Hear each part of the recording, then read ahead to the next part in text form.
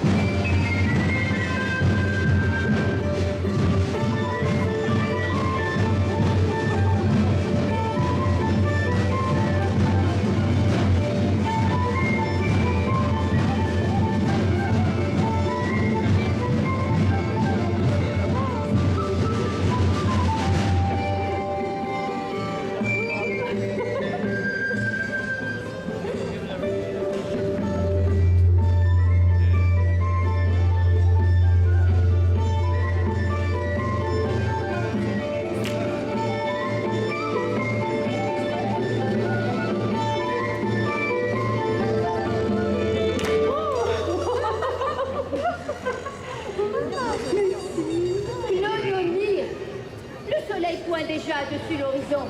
Eux se seront abandonnés en une indécente bacchanale, augurée en une douzière dans la soirée.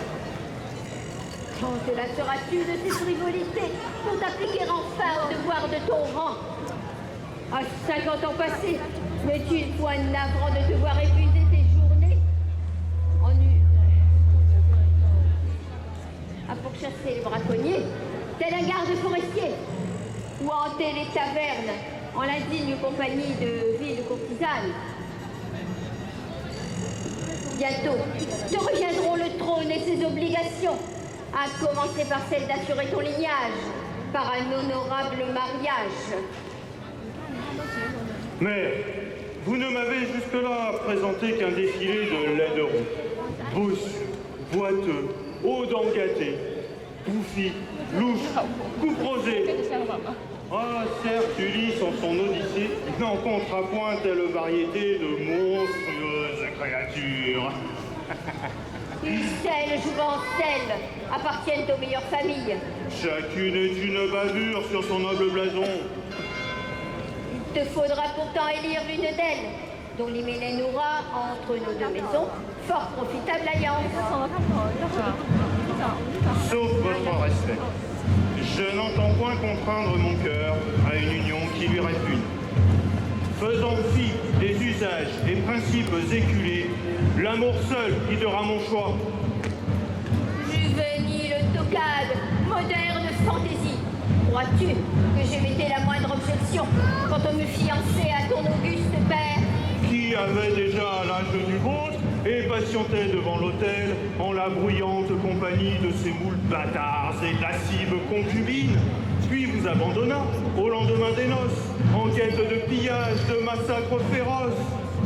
Sois maudit, la femme qui souille la mémoire de son progéniteur, regagne sur le champ tes appartements, ne reparaîtra qu'à mon commandement. Cet agrégarnement me rendra folle. Gigote, faisons qu'un peu des lourdes pitreries, l'heure est grave. Cet inconséquent mènera le royaume à sa perte, s'il confie chaque décision à son plus qu'à sa raison.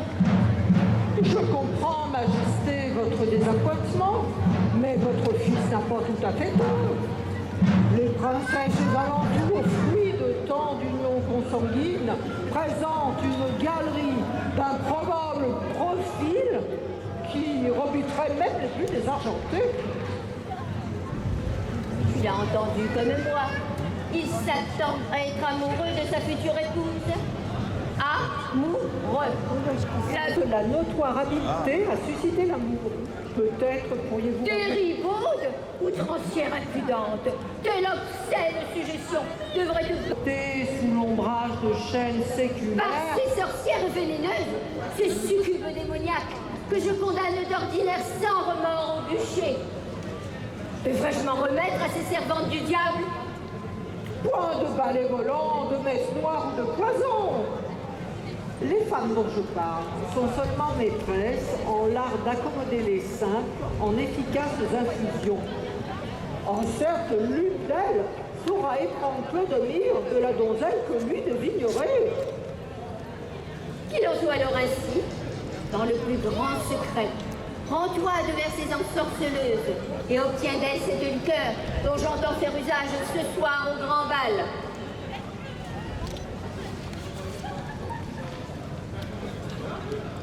Ne saurait être délayé. Voici, mon bon François, je tenais m'assurer du départ de ma mère. Cette marâtre me menace encore d'une union détestable avec l'une des hideuses gargouilles des royaumes voisins, quand mon cœur n'aspire qu'à l'amour véritable. Où es-tu, mon aimé? Je te cherche partout dans mes rêves. Viens à moi, mon cœur, tu seras l'astre de mes nuits. Mon amour te portera jusqu'aux portes du paradis.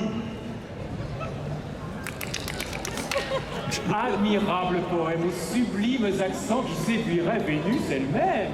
Une inoffensive potion qui ôterait de son esprit cette idée entêtante.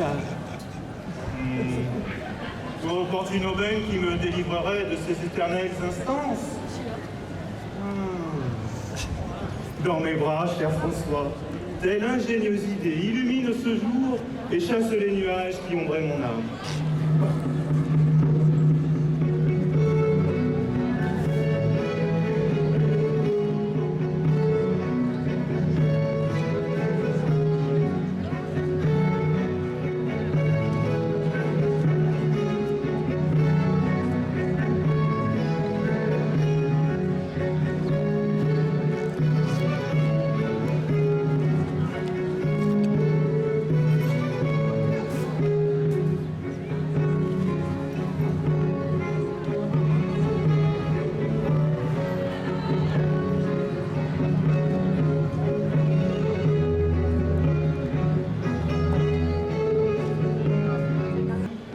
Fétide qui s'en échappe trahit ton infecte présence. Si tu ne parais à l'instant, je goûterai le feu à ta masure immonde, cette ignoble verrue qui défigure nos bois.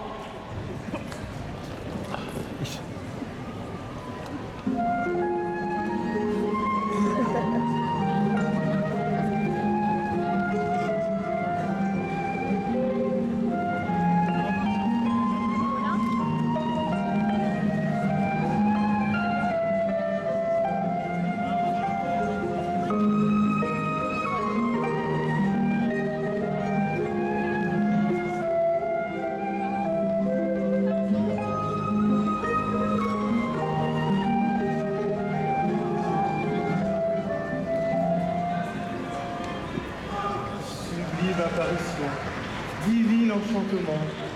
Facétieux Cupidon, tes flèches imparables m'ont frappé sans semonce. C'est elle que mon cœur en vain recherche depuis tant d'années, celle que je veux pour femme, pour reine à mes côtés. Procure-toi sans tarder cet élixir d'oubli dont j'entends au plus tôt désaltérer ma mère. Jouvencelle, au teint frais comme neige, comment vous nommez-vous? Blanche. Idéal prénom qui vous sied à merveille. Et vivez-vous seul en ces lieux isolés, sans l'attentive protection d'un époux bienveillant? Demeure séant avec moi cette gai compagnon qui œuvre à la mine tout le jour, tandis que m'affaire au logis. Je rougis recevoir ton noble gentilhomme. Sans conteste, en êtes-vous l'inestimable joyau? Voyez dans le lointain siffloter mes amis, qui d'un pas léger s'en reviennent. D'ordinaire farouches, ils s'enorgueilliront de faire votre rencontre. Ne puis hélas m'attarder plus longtemps, mais me languit déjà d'un prochain entretien. L'esprit de la danse.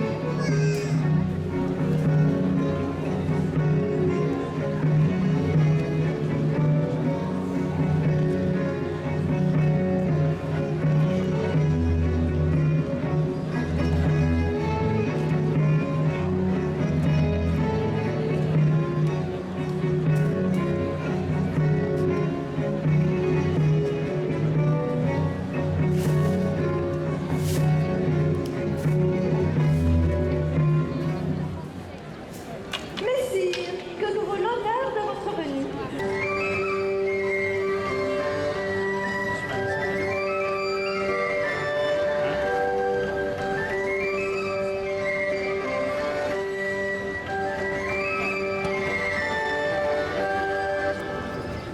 Chicotte, épargne-nous ces grotesques gesticulations. La salle de bal bruisse déjà de mille conversations, éclats de rires et chansons. N'y attendons plus que mon fils. Empresse-toi de m'apporter ce fils que je lui destine. Épousez dès demain. Quel émoi vous saisit? Vous tremblez, chancelez? Goûtez cette liqueur qui saura vous réconforter.